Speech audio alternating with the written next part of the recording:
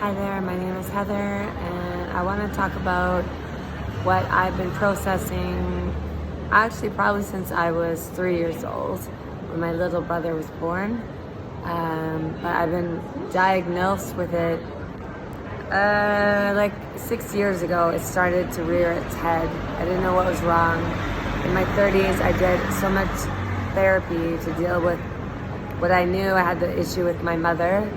But yeah, it started to really hit me like 2018, and it was because I'm in Sri Lanka, where every day I go outside and I'm sexually harassed nonstop. It's nonstop here, and it itched me until I had an explosion. I was also dealing though with work burnout and perimenopause, but yeah, the sexual harassment in Sri Lanka is so bad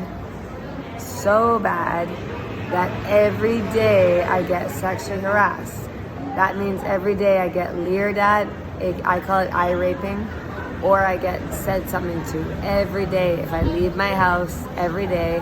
Right now, for me, the biggest offenders are young boys between the ages of 13 and 20, and then the gross men between age 35 to 50. They're so gross.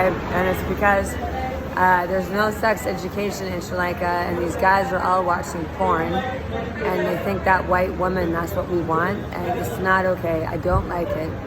And yeah, it's actually triggered me to start to remember my childhood, which was contained sexual molestation when I was between the age of 5 to 7 from my creepy Uncle Germans.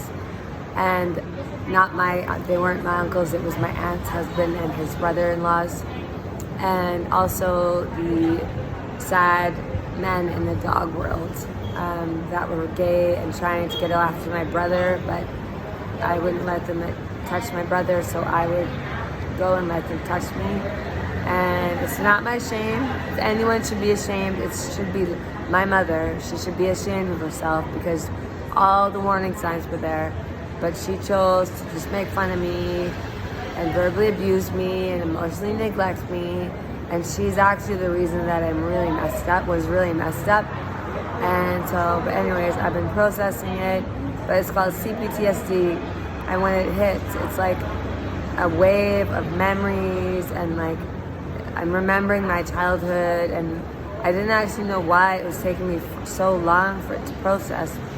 But it's because my dad, back in the 90s, he was in men's groups. He did this thing called Landmark Forum, and where it pushes down your memories so you can get on with life.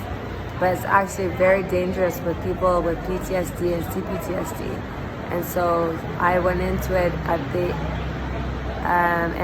late 20s, and I did it. And then so that's why in my 30s I just powerhoused, got therapy, worked the corporate world, and but I want to come forward and talk about it because it is a big problem in Sri Lanka, and there's people walking around